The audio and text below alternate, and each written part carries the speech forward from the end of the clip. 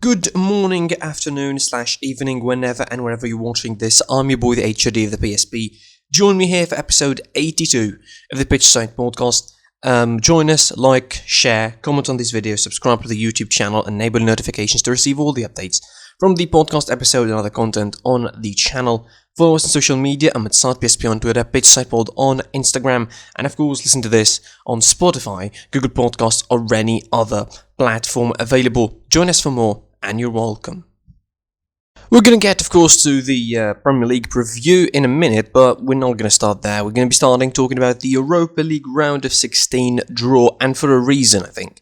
Obviously, the biggest tie is clear. I think is a clear one, and a very, very, very big cut above the rest of the ties.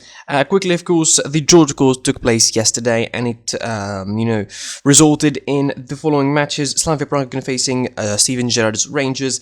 Dynamo Kiev are going to be facing Villarreal. Ajax are going to be facing Young Boys. Dynamo Zagreb are going to be facing Mourinho's Spurs. Granada are going to be facing Molde, Olympiacos. Arsenal, with the souvenirs of last season's competition. And Roma are going to be facing Shakhtar Donetsk. But the biggest tie of them all is definitely Manchester United facing AC Milan. It is quite a big drop in the last couple of years. The fact that this tie is in the Europa League instead of being in the Champions League where it normally belongs is a really crazy sort of situation. But both sides, I think, are favourites to win it. Probably, I mean, some people even thinking that the team who gets through this round between Man United and AC Milan are going to be, through to win the competition altogether, which is, a pretty logic argument to make for these two clubs who have been really good this season in the league comparatively to what they have been for the last 5 or 6 years, particularly Milan, I would say. It's a complete transformation what happened for them in the last year and a half or so, competing for the league at a certain point, being top of the table at a certain point. And, the worst that could happen for them again is that they will have a Champions League spot by the end of the season, which is their premier aim, I think, in AC Milan. In particular, for Man United, they are a bit slowly finding their groove back in the Premier League. I think this is a season where, Ole Gunnar Solskjaer finally found a formula that could work for him in the Premier League, at least given Man United a lot of good results this season, and given him the platform to sort of get the confidence back from the board in Man United. That's it. That's all I want to say. Really, I just wanted to react quickly to this draw. I didn't really, the preview is yet to come. Obviously, there's 2 weeks between now and the round of 16 second leg. So hopefully in the next episodes we will discuss more this game, and of course the chances of each team to win the Europa League, the chances of Spurs as well, who I think have a pretty lucky draw when drawing against Dynamo Zagreb, and of course Arsenal are going to be, this is going to be a match filled with PTSD against Olympiacos, of course, the team that eliminated them last season in a very dramatic fashion from the Europa League in the round of 32. Roma Shakhtar Donetsk, quite the easy tie. Molde Granada, probably a tie that nobody would care about, and Ajax facing Young Boys. Let's turn our attention now to the Premier League, shall we? And round 26 of the Premier League is going to be taking place starting on Saturday. Quickly going through the matches, a very tasty actually fixture to watch. It kicks off with Manchester City versus West Ham, West Brom facing Brighton and Hove Albion, Leeds United facing Aston Villa, Newcastle facing Wolves. Those matches are on Saturday. Tomorrow is going to be Crystal Palace versus Fulham, Leicester City versus Arsenal, Tottenham versus Burnley, Chelsea versus Manchester United, and Sheffield United versus Liverpool. On Monday it will be Everton versus Southampton. Quite the enticing fixtures looking at the table, and we're going to start from the start. We're going to start from Man City versus West Ham. Man City, of course, top of the table, 59 points. West Ham are 4th currently with 45 points. It looks like a foregone conclusion that Man City are just going to defeat West Ham when it comes to that, really. They're really unbeaten in the last Premier League meetings against them, 8 wins and 2 draws. The last meeting, of course, between them ended in a 1-0 victory. If I can remember correctly, it was a 1-0 victory at the London Stadium in the first match. And Man City are just flying high at the moment. It just absolutely, they're really destroying anyone and everyone, and the fact that they rack up 19 wins in a row is a testament to them. And I know people would say, oh, but the Premier League's level this season has been so inconsistent that Liverpool have dropped and Man United this and Chelsea that and whatever. But Man City really transformed themselves. I think I would give full credit to Guardiola here and to the change of the style that he implemented in Man City this season. Because Man City were a side that, again, beats you with 7, beats you with 8, likes to score, likes to attack, possess the ball, play 5,000, 6,000 passes in the game, but they were not pragmatic, they were not realistic. Guardiola implemented this thing this season because he realised that he's not going to be dominating the league and he's not going to be winning titles anytime soon if he doesn't improve and strengthen his defence and make his side more impenetrable. And boy, is his side more impenetrable now with Ruben Dias on, because Ruben Dias completely transformed the fortunes of that side. Seriously, like, the 19 victories that they are involved in, like, where they concede, they only concede once. Like, they conceded around 9 goals this season, and they conceded only once. The fact that they conceded only 15 in 25 is a big testament to them. The second strongest defense in the Premier League is Chelsea with 25. The third is Leicester with 27, and the fourth, or the third is Aston Villa with 26, and the fourth is both Leicester and Tottenham Hotspur with 27 goals. So it's a big disparage really in terms of defence between Man City and the others, and Ruben Dias has been a big part of that. He's the Virgil van Dijk signing of Man City. He's that defender they've been looking forward to improve their defending. They tried last season with Fernandinho and it didn't work. They had Otamendi at a certain point, and of course it was catastrophic. They started the season not really good before signing him, with the likes of Eric Garcia, Nathan Ake, who I think he's still on the injury shelf for some reason. He's been freezed in the club, considering considering the budget has been put in signing him. Like, it was about 40 to 41 million euros. Like, it wasn't a cheap deal anyway. I feel really sorry for him, but Man City again have turned to a really pragmatic team. They've turned into a side that knows how to get what they want from the games that they play into. And they don't exhaust themselves a lot, they don't spend a lot of energy trying to score a lot of goals. The goals would come naturally for them. Play with, not conservative or economic, but they play with efficiency. Man City play with efficiency because Man City have been playing in somewhat of an extremes kind of style. They only play with sort of either they score a lot of goals, either they go forward a lot, or they just unable to score, which happened to them this season a couple of occasions, even after the signing of Ruben Dias, but still. The first couple of games as well with Ruben Dias, as a signing for them, were not exactly great. The first game was a draw against Leeds, and then there was the hard victories against Sheffield United, a couple of games where Man City didn't look exactly good. And it's really quite something when you think about it. And they lost to Tottenham as well, with Ruben Dias being a part of that side. So it's not exactly peaches and creams overall for Man City. But again, the transformation that they have since the turn of the year, the 19 victories in a row, they're going on such a mean run that even West Ham, and for all the credit I'm going to give them, because they had a really great season, and they had a tremendous work from David Moyes.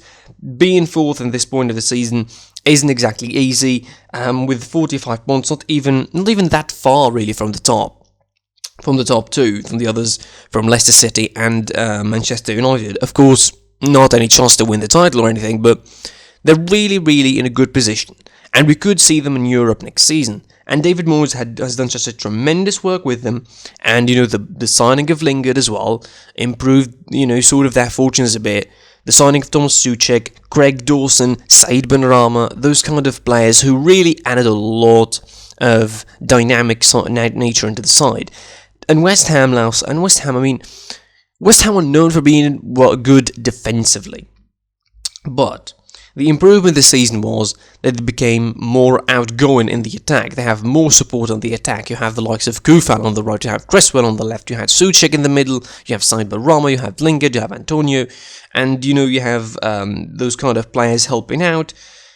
It's gonna be an interesting one because the first game was a draw at the London Stadium, 1-1, in which Man City looked pretty slow and, labouring, of course. At that point, Aguero wasn't hitting on all cylinders. The goal was scored, I think, by an assist from Joao Cancelo. I think it was Phil Foden who scored the goal for them, and it was an equaliser. Mikel Antonio, I think it was a pretty tough battle for Mikel Antonio against Ruben Dias, or for Ruben Dias against Mikel Antonio at the time, and it wasn't exactly an easy game for Man City. So in my opinion, this is not going to be easier, but Man City could really, really make it easy for themselves. They seriously could, change their fortunes, and they could make it an easy one. If they want to, they could, really make all the, the sort of changes that they need of the gear into try to get West Ham off guard. Now, is it a foregone conclusion? Right, it's a foregone conclusion. Man City at home, they're going to be winning, right? But it doesn't look that easy. It doesn't look that done and dusted until we see what's going to be happening on the pitch. But I doubt it. I really don't see that happening. But anyway, it's going to be quite something. It's going to be quite something to behold. This game, it's interesting to see how David Moyes is going to be dealing against the strongest side in the Premier League, no doubt about it. Changing gears now to Sunday, and a lot of top 4 contenders play on Sunday. And we're going to start with Leicester City and Arsenal. This is a game that I think it has a different scenario in the league now after the exit of Leicester City from the Europa League. No Europe for them. They don't have anything to distract them. They only have the FA Cup to focus on locally, and that is going to be, still far to go against an Arsenal side that just qualified in that competition, that, not exactly doing great, but also not doing really, really bad. They're not that far from the top, 6 spots in terms of points. They will need to work a bit more, but it doesn't exactly look disastrous compared to where they were at a certain point of the season. The fact that we joked about them being relegated, it doesn't really get more confusing for Arsenal than this. Now, Leicester side are still of course raided with injuries. James Justin, James Maddison, Wes Morgan, Jose Perez and Dennis Broughton. These are important absences, and also Wesley Fofana is questionable, so it doesn't exactly sound very promising for Leicester. But again, I think in my opinion, this is Arsenal's chance. First of all, to reverse the result from the first fixture and to get the win away from home, like Leicester City did against them in the Emirates Stadium, with the only goal, of course, from Jamie Vardy, and for Arsenal to gain more ground and to try and overleap a couple of teams above them and try to get closer, because if they want the top 6 finish, which doesn't look very likely, it looks like Arteta is going to be putting all his baskets in the Europa League, eggs in the Europa League basket, sorry. He needs to rack up a couple of wins now. He needs to win the couple of games that are, coming for Arsenal. And the schedule, doesn't get easier really from here. They play Arsenal, they play a tricky one against Burnley, they play Olympiacos in the Europa League, they play Tottenham in the Premier League, and then they go back to Olympiacos again, and then it's West Ham, Liverpool, and before facing Sheffield, supposedly an easy game. Supposedly an easy game against Sheffield, bottom of the table, and we're going to get to how tricky this could be for the team that's going to be facing them in Liverpool. So for Arsenal, I think it's all about the priorities now for Arteta against the Brendan Rodgers side that knows that probably they're nowhere near winning the league, so they will try and concede the fact that they will not be competing for the title, so they will try and just accept the fact they should keep their place at 3rd and qualify to the Champions League, something that they failed to do in the latter stages of last season. I really want to see how Arteta is going to be dealing with this, and I'm assuming he's going to be starting the same lineup that he did against Benfica in the Europa League.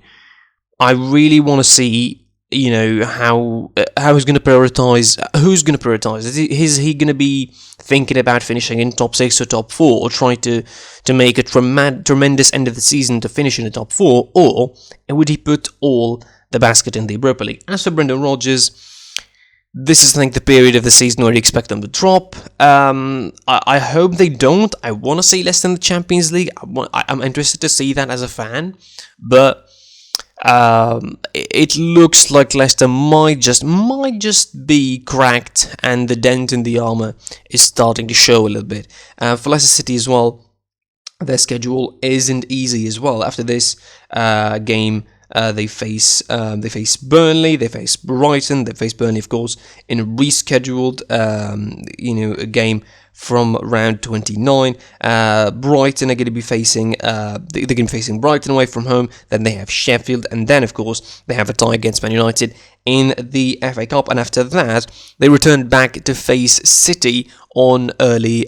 Speaking of Manchester side, and Manchester United travel to the Bridge to face Chelsea on Sunday. It is going to be an interesting one for a lot of considerations. Obviously, this is going to be sort of a top 4 shaping kind of weekend. The games that I mentioned, West Ham City, Leicester, Arsenal, are all involved, all really parts of that, how they're going to be shaping the top 4 this season. And this one is more important, I think, and more defining for that kind of situation than others, because Chelsea winning against Man United is going to be meaning that they're going to be creeping into the top 4 unless West Ham defeat Man City, which, as I mentioned, is pretty unlikely scenario but could happen. Chelsea, of course, fresh off the win against Atletico Madrid in the Champions League, a big win for them. It doesn't get any grittier than Atletico Madrid in the Champions League. Also fresh off a great start on the Thomas Tuchel. The fact that they played 8 games that they didn't lose against sides that quite tricky. They defeated Burnley, they defeated Tottenham, they defeated Sheffield United, they defeated Barnsley in the Cup, of course, Newcastle in the league at home, and drawn against Southampton, which I think was a freak draw because of the way that Chelsea played. They were quite static in the first half, and they conceded a goal, and then they had to come back in the game, and then of course the big victory against Atletico Madrid. And really, not any side wins against Atletico Madrid 1-0 and plays that way. Basically, Thomas Tuchel played with the game that Atletico usually play with, being deep, being compact, trying to hit them on any mistake in the back, and they did mistakes, and Olivier Giroud scored a worldie. For Man United, they're going on in the Europa League. This is the season that they mentioned before, early on the show, on the draw, that I said this is the season where United need to restore sort of their shine in the Premier League at least. Yes, they might not win the title. I mean, they really wouldn't win the title, but at least they got some of their bright shine back. At least they got some of their momentum back in the Premier League after seasons where it didn't go well for them, where they were happy with second place with big difference behind Man City, where they were happy with the Europa League and the Carabao Cup as titles that they could win. Jose Mourinho said that being second is an achievement, so it's not exactly it wasn't exactly the happiest of eras for them. So and now they have everything to play for. They have an FA Cup to play for. They have the Europa League to play for, and they're still mathematically in the title race. I mean, it needs some helping from Man City, and it needs some gifts from other clubs to them, but they're still in it somehow. Let's say that they're still in it, because I want to make myself believe that there is going to be a race this season. Man United are still almost everything to play, and they have the drive, they have the momentum, they have the energy, they have the squad. I would say they're quite fit at the moment. They don't have the injury ravaging that used to be a big part of their squad. I mean, yes, they miss Pogba this one, but aside from Pogba, I don't think that they miss a lot of first teamers. McTominay is going to be probably back to the game to the game on Sunday. Van de Beek as well. Edinson Cavani and Daniel James are going to be probably fine, while Chelsea are missing only on Thiago Silva. So this is a game between two sides that are relatively fully fit. and, both want to stomp their authorities in that top 4 position. And please, I want to see a better game between those two sides than the first one. The goalless draw was just ridiculous at the Old Trafford. It was a game where pretty much there was only one big chance in the full game where Marcus Rashford shot and Edward Mendy saved. Back in the day where Chelsea were really flying high in terms of clean sheets, getting clean sheets, plenty. Now they're back on Thomas Tuchel. They're sort of getting the same vibe a little bit. The start is good as well. So we're going to see how this is going to be panning out. How Man United are going to be approaching this game. Who's going to be the side attacking in this one, because that is going to affect a lot, I think, the results. As far as predictions are concerned, I really doubt it. I really see Chelsea winning for some reason. I really see Chelsea winning 2-1 maybe. Probably they will sneak up a win, and maybe they will creep into the top 4 if West Ham are going to be losing against Man City early on in the week. Unfortunately, we're going to be finishing in a dim light, really, when we're going to be talking about Liverpool, who travel to face Sheffield United. Liverpool, if you didn't pay attention to their form, really, they only won twice in the last 11 Premier League games. That is such a ridiculous stat to believe, but it is true. The last 11 games go like this for them. It is draw against West Brom, a draw against Newcastle, a loss to Southampton in the league, a win against Villa in the Cup, and that, of course, doesn't count when you're talking about the league form. A draw against United in the league, then a loss against Burnley, a loss against United in the FA Cup, the 2 wins in the 11, which are back-to-back to Tottenham and West Ham. Then you have the 3 losses in a row against Brighton and Man City at Anfield, and then Leicester away from home. Then you have the win against Leipzig in the Champions League, which we thought, oh, this is the light at the end of the tunnel, oh, this is going to be the restart, the bounce back, all of that. Then back to the ground once again against Everton, with the latest of injuries, of course, occurring to Jordan Henderson. It is just a sad situation altogether for Liverpool. And by the way, rest in peace to Alisson's father, of course. Thoughts and prayers are with him. It's been a tough, I'm sure it's been a tough couple of weeks for Liverpool as a whole. Jurgen Klopp's mother dying a couple of weeks earlier, and now it's Alisson's father. When it rains, it pours, really. The disasters and the catastrophes and the bad things, when they happen all at once, and that seems what is happening at Liverpool now. Injuries, family issues. The hope to catch up to the top 4, or the hope to get to the top 4 spots and just win one of the top 4 spots this season, seemingly getting slimmer and slimmer by the hour for Liverpool. Every week they get just more slim, and with the roster of players, with the squad of players that they have, it's incredible not to make it the Champions League. When you think of players like Salah, Mane, Firmino, and you think of the likes of Van Dijk, you think of Arnold, you think of Robertson, you cannot really picture them playing in the Europa League. But that was what could happen next season. They could be playing in the Europa League. It's a realistic possibility. And people still don't want to believe it. People still go okay, but this is Liverpool. Okay, they will get back. They will be in form. No.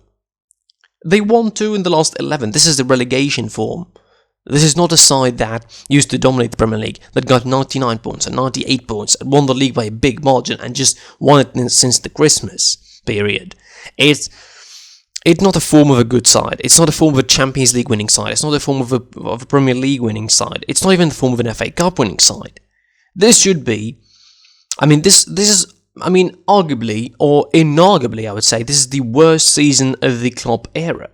Because even in his first season in the club, back in 2015-16, it wasn't exactly he inherited a pretty average squad, really, with a couple of really good players. He brought in his improvements, he brought in his the players that he wanted, and he built the project, and he built the team. And he had 3 back-to-back great seasons, I would say, where he reached the Champions League final, he competed for the Premier League title, he won the Champions League title, he won the Premier League title, he won the UEFA Super Cup, the FIFA Club World Cup, and all of that. But this season is inarguably the worst, and mixed between a fault of his and, mostly it is outside factors. Injuries are a seriously unlucky thing to happen in football, and for Liverpool they happened a lot this season. And I don't want to, and let's not name the list because that is useless, because everybody knows that it's a long list of injuries. And again, with the addition of Henderson now, it does look like Guinness is going to be relying on Ben Davies and Ozan Kabak for the rest of the season. At least if Fabinho doesn't make it back soon. They're still going to be missing him for this one. Jota returned to training, which is a good news for them. The fact that Jota returned, that Van Dijk is, sort of close to a full rehabilitation, at least, to morally boost the squad before the rest of the season. Jordan Henderson is going to be missing until the earliest of April, so it doesn't really look like a good time for Liverpool. And the fixtures, this sounds like the easiest fixture that Liverpool would get in the next couple of weeks, because they have Chelsea at home next week, and Anfield isn't a fortress anymore, so that could be, a losing game for them. Then a game against Fulham, then the game against Leipzig in the second leg of the league, then the trip to Wolves, and the trip to London to face Arsenal. Then, of course, in 10th of April, they're going to be facing Aston Villa in the reverse fixture of that horrific 7-2 match, which I think started, the snowball effect kind of thing, where the season started getting worse and worse and worse from there after, a decent start. So this is a game against a side in the relegation zone, bottom of the table, with 11 points in Sheffield United, conceded 41 goals, yet somehow they're not the worst defence in the Premier League. There are even worse than them up in the mid-table, really.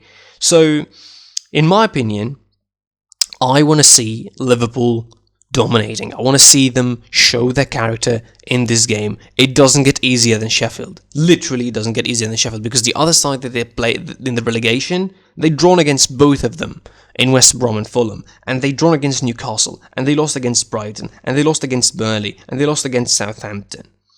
Like, imagine this. Like, you think about it in a certain way. Aside from Sheffield United, who they defeated 2-1 barely, they lost points to all the six sides that are above Sheffield United in the table, which is a ridiculous stat, by the way, including losing to Southampton, Burnley, and Brighton.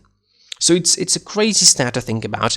But if you're a Liverpool fan this season, you saw everything, and you're really trying to cross your fingers and hope that they defeat Sheffield United and they win in this game, and they try and turn their season around, at least to finish in the top 4, because if they don't finish in the top 4, there's a whole host of considerations that will a can of worms is going to be opened up on the club if they don't finish in the top 4. In my opinion, this should be a victory for Liverpool, unless a miracle happens, unless they shoot themselves in the foot again. That's it from me for this episode. Your boy, the HOD of the PSP. Like, share, comment on the YouTube version of the podcast, subscribe to the YouTube channel, enable notifications as always to receive all the updates of these episodes and other content on the channel. Follow us on social media, PSP on Twitter, Pitch Side World on Instagram, and you can listen on Spotify, Google Podcast, or any other platform. And until tomorrow, or later on in the day, hopefully, I'll be seeing you soon. Goodbye.